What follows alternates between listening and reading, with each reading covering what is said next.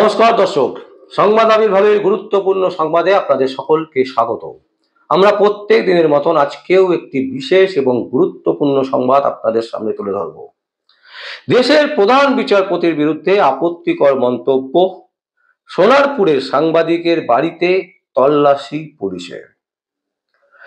দর্শক, আমরা যে ঘটনাটা বলতে চাইছি এটা আপনারা দেখেছেন এবং অনেকে বলছেন ইউটিউবারের বাড়িতে। না, ইউটিউবার নয়, উনি একজন সাংবাদিক। সাংবাদিককে সাংবাদিকের সম্মান দিন। হতে পারে তিনি ইউটিউবে তার একটি চ্যানেল আছে এবং সেই চ্যানেলে সাংবাদিকতা করছেন, কিন্তু সেটাকে খাটো করার কোনো মানে হয় না এবং কোনো যুক্তি নেই। কারণ তিনি কিন্তু সাংবাদিক হিসেবেই প্রতিদিন তার বক্তব্য লক্ষ লক্ষ লোক শোনে। অনেক সংবাদ মাধ্যম আছে যেগুলো কেউ দেখেই না, অনেক সংবাদ মাধ্যম আছে সবাই জানে এরা বিকৃত, এরা টাকার বিনিময়ে সংবাদ পরিবেশন করেন, কিন্তু তারপরেও তাদেরকে সংবাদ মাধ্যম বলা যেতে পারে, তাদেরকে সাংবাদিক বলা যেতে পারে। আর ইউটিউবে যিনি সংবাদ পরিবেশন করছেন তাকে ইউটিউবার কেন বলবো? প্রথম আমাদের আপত্তি, ইউটিউবার নয়, তিনি একজন সাংবাদিক। তাই সোনারপুরের সাংবাদিককে তার বাড়িতে পুলিশ গিয়ে অনেক কিছু জিনিস নিয়ে এসছেন। প্রশ্ন হচ্ছে, প্রধান বিচারপতি DY চন্দ্রচূড় যে রায়টা দিয়েছিলেন সেই রায়টা কি সঠিক দিয়েছিলেন? সেই রায়ে তিনি যেভাবে পক্ষপাত দুষ্ট কথাবার্তা বলেছেন সেটা কি তিনি ঠিক বলেছেন? কেন কলকাতা হাইকোর্টের আইনজীবীকে বলতে দেওয়া হলো না আইনজীবীদের? কেন কলকাতা হাইকোর্টের আইনজীবীকে ধমক দেওয়া হলো?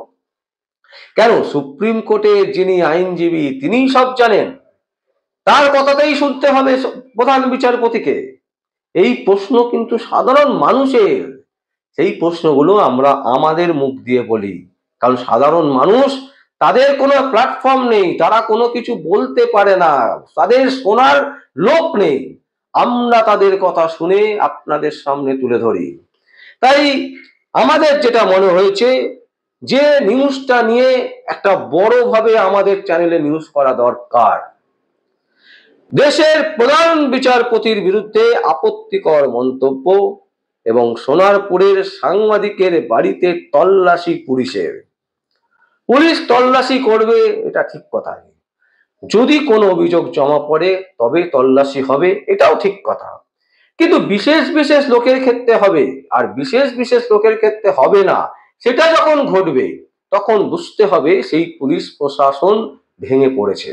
সেই পুলিশ প্রশাসন রাজ্যের যিনি সর্বোচ্চ পদে আছেন তার অঙ্গুলি হেলনে যখন চলছে, তাহলে বুঝতে হবে যে আমরা আমাদের যে ট্যাক্সের টাকা দিই, আমাদের ট্যাক্সের টাকা দেওয়ার মূল কারণ কি? তাহলে তো আমরা ট্যাক্সের টাকা দেব না।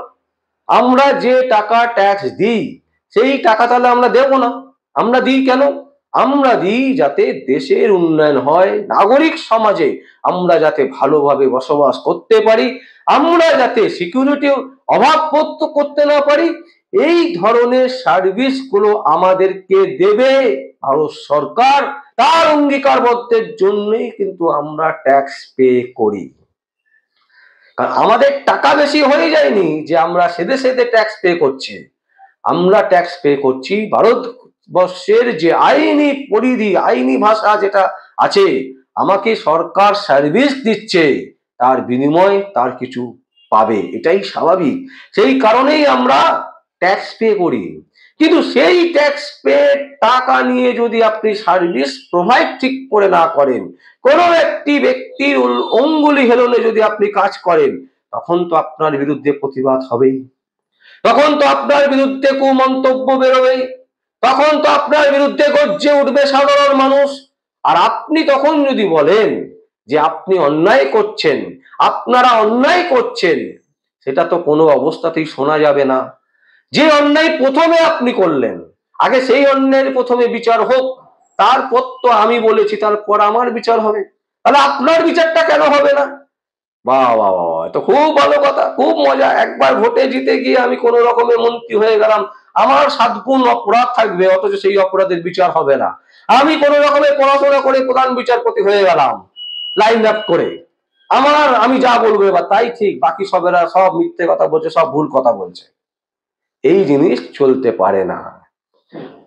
সাংবাদিক সত্যশীল ঘোষ তিনি কিন্তু প্রকৃত আওয়াজটা তুলেছিলেন। তার চ্যানেলে তিনি পরিষ্কার বলেছিলেন যে দেশের প্রধান বিচারপতি তিনি যেভাবে স্বেচ্ছায় একটি মামলাকে কলকাতা হাইকোর্ট থেকে ছিনিয়ে নিলেন, এই ঘটনা এর আগে কটা হয়েছে আর চন্দ্রচূড়ের আমলে কটা হচ্ছে। প্রধান বিচারপতি এই মুহূর্তে চন্দ্রচূড়, তার আমলে কটা হয়েছে, এর কারণ আপনাকে বিশ্লেষণ করতে হবে। তিনি প্রধান বিচারপতি বলে ছাড় নয়, তিনি অ্যাকাউন্টেবল আমাদের কাছে।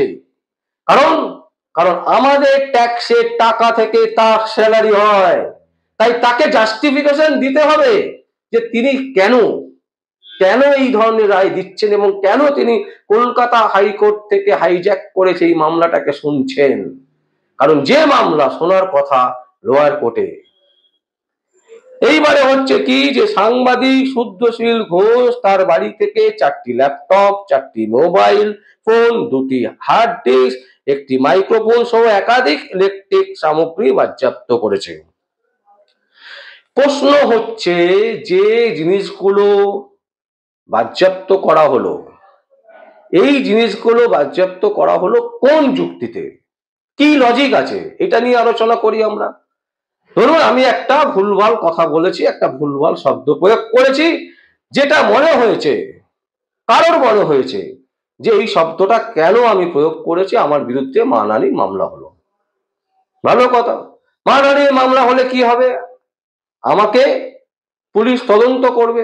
কি তদন্ত করবে, যে আমি কি বলেছি কি বলিনি। এটাই তো মূল বিষয়, যে বক্তব্যটার জন্য আপনি আমার বিরুদ্ধে অভিযোগ করেছেন, কেউ না কেউ অভিযোগ করেছেন, তার বিরুদ্ধে পুলিশ তদন্ত করছে।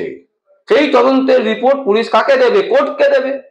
তাহলে আমি যে বক্তব্যটা বলেছি সেই বক্তব্যটা তো আমার ভিডিওতেই আছে, সেই ভিডিওটা দেখলেই তো পরিষ্কার হয়ে যাবে যে ভিডিওটাতে কি বলা আছে আর কি বলা নেই। তার জন্য ল্যাপটপ নিয়ে যেতে হবে কেন, তার জন্য মোবাইল নিয়ে যেতে হবে কেন, তার জন্য আনুষঙ্গিক ইলেকট্রিক্যাল যে সমস্ত জিনিসপত্র আছে নিউজের ক্ষেত্রে লাগে সেগুলো কেন নিয়ে যেতে হবে। এর থেকে একটা জিনিস পরিষ্কার, যে এই জিনিসগুলো যদি নিয়ে চলে যাওয়া যায়, তাহলে এই ভদ্রলোক যিনি শুদ্ধশীল বাবু, ইনি যেভাবে আলোড়ন তৈরি করে ফেলেছেন বাংলার বুকে, যেভাবে তিনি প্রতিবাদ করছেন বিভিন্ন নিউজের মাধ্যমে, তার সেটা ভাটা পড়ে যাবে। তাই এগুলো কোর্টের নাম দিয়ে, মানে আইনের নাম দিয়ে, আইনের যুক্তি দেখিয়ে তার বাড়িতে একটা ভয়ও দেখানো হলো, প্লাস সমস্ত জিনিসপত্র আমি নিয়ে চলে গেলাম, যেগুলো দিয়ে নিউজ তিনি করাতে বেগ পাবেন, নিউজ করতে গেলে তার প্রবলেম হবে, সেই সমস্ত জিনিস নিয়ে চলে গেলাম তদন্তের নামে। এই জিনিস চলতে দেওয়া যেতে পারে না, এটা সম্পূর্ণ অনৈতিক। আমার বক্তব্য, আমি যে কথা বলছি সেটা সংবাদ আমার চ্যানেলে পরিষ্কার আছে, দেওয়া আছে।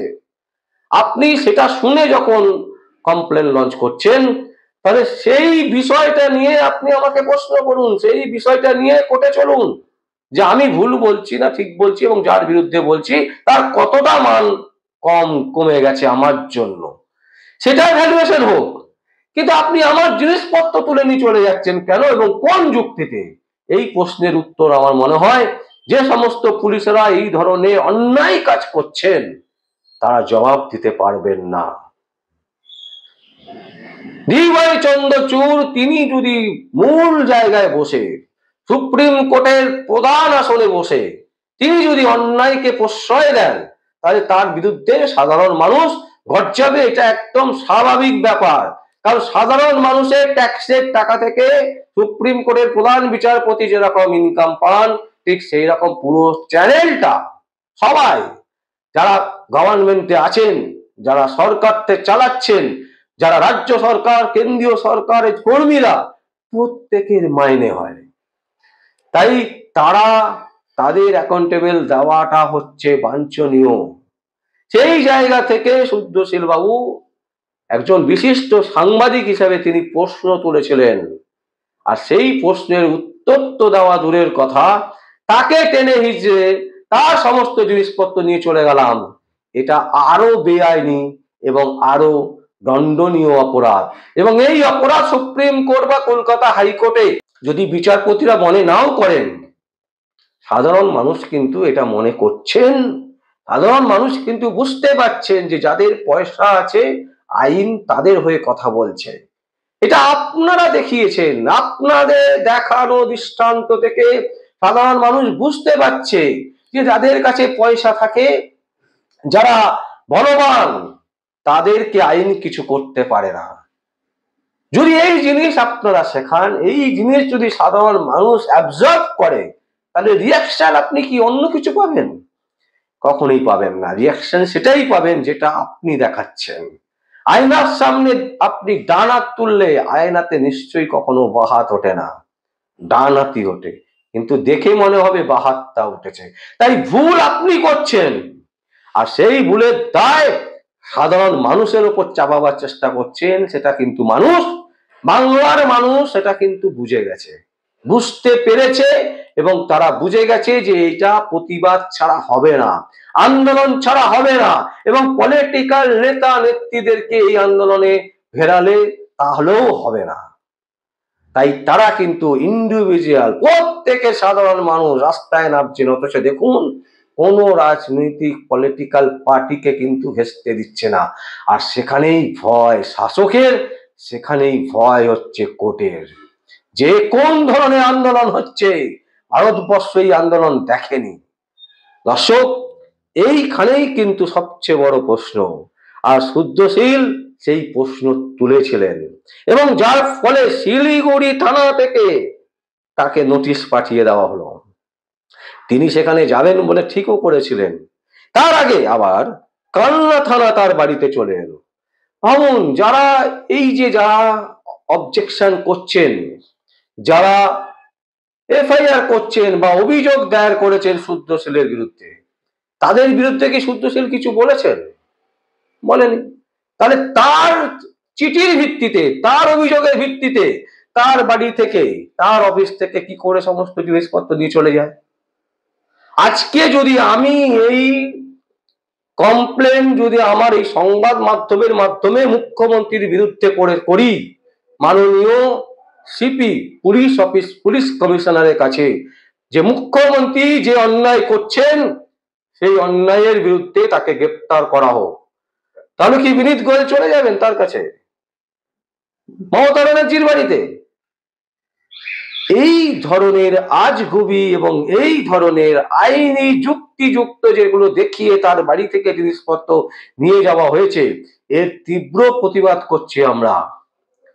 শুদ্ধশীল যদিও কটূক্তি করে থাকে প্রধান বিচারপতিকে, শুদ্ধশীল যদি প্রধান বিচারপতিকে গালিগালাজও করে থাকে, সেই গালিগালাজের দায় অন্য মানুষ, সেই মানুষ যাকে চেনেই না শুদ্ধশীল, তিনি ডায়েরি করলেন, এবং তার ডায়েরির ভিত্তিতে পুলিশ তার বাড়িতে এসে তছনছ করে দিয়ে চলে গেলেন, তার বাড়ির জিনিসপত্র নিয়ে চলে গেলেন। এটা এক ধরনের ক্রাইম, যার মানহানি হলো সে জানেই না, অথচ পাড়াপড়শির ঘুম নেই। এ কোন ধরনের সরকার চলছে রাজ্যে? এবং এই সরকারের পতন যেদিনকে হবে, মুখ্যমন্ত্রী যেদিনকে গ্রেপ্তার হবেন, আজ তিনি যতই জটিলতা করুন, যতই চেষ্টা করুন বাঁচার, কারণ একটা জিনিস তো সত্য, যে ভগবান বলে যদি কিছু থাকে, বিচার তাকে পেতেই হবে, এবং সেই বিচারের শাস্তি কিন্তু তিনি পাবেন। এবং সেই শাস্তি যেদিনকে তিনি পাবেন, তাকে জল দেওয়ার মতন, মৃত্যুকালীন জল দেওয়ার মতন পাশে লোক খুঁজে পাবেন না। এই জায়গায় আমরা তার বিরুদ্ধে তীব্র প্রতিবাদ করছি, যে এই ধরনের ঘটনা যত তিনি ঘটাবেন, তত কিন্তু মানুষ বুঝে যাচ্ছেন, মানুষের চোখে একদম ক্লিয়ার হয়ে যাচ্ছে যে মমতা ব্যানার্জি অ্যাকচুয়ালি কি, এবং তার সরকার কিভাবে চলছে। শুদ্ধশীল বাবুকে আমরা, সাংবাদিক শুদ্ধশীলকে আমরা যথেষ্ট শ্রদ্ধা করি, এবং তার বাচন ভঙ্গি, বলা, এবং যে তথ্য প্রমাণ দিয়ে তিনি প্রতিটা দিন নিউজ পরিবেশন করেন, এই ধরনের সাংবাদিক আমাদের রাজ্যে আরো আরো আরো বৃদ্ধি হোক, সেই প্রার্থনা করছি আমরা। আমরা জানি আমাদের এই চ্যানেল হয়তো বহু মানুষের কাছে পৌঁছায় না, কিন্তু যেটুকু মানুষের কাছে পৌঁছায় তারা কিন্তু আমাদেরকে অ্যাপ্রিসিয়েট করেন, তারা আমাদের সাথে আছেন। তাই বৃহত্তর স্বার্থে প্রতিটি ক্ষুদ্র ক্ষুদ্র মানুষকে একত্রিত হতে হবে। আর সেই একত্রিত হওয়ার প্রয়াসেই কিন্তু আমরা সূর্যশীলকে শ্রদ্ধা জানাচ্ছি এবং তিনি তার সংবাদ যেভাবে পরিবেশন করেন সেই পরিবেশন চালিয়ে যান। আমরা আপনার সাথে আছি এবং সংবাদ আবির্ভাবের পক্ষ থেকে আমরা সর্বদা আমাদেরকে আপনার সাথে পাবেন। কোনো প্রয়োজন, যে কোনো প্রয়োজন, ক্ষুদ্র থেকে ক্ষুদ্র প্রয়োজন যেটা হয়তো আমাদের পক্ষেও করা সম্ভব হতে নাও পারে, তাও আপনি অবশ্যই আমাদের বলবেন। আমরা চেষ্টা করব আপনার পাশে থাকার। দর্শক, আপনাদের যদি কিছু বলার থাকে আপনারা অবশ্যই আমাদের কমেন্ট বক্সে কমেন্ট করবেন। আর দেখতে থাকুন পরবর্তী সংবাদ আবির্ভাবে। আমার নাম বিশ্বজিৎ পাল, সংবাদ আবির্ভাবের জন্য।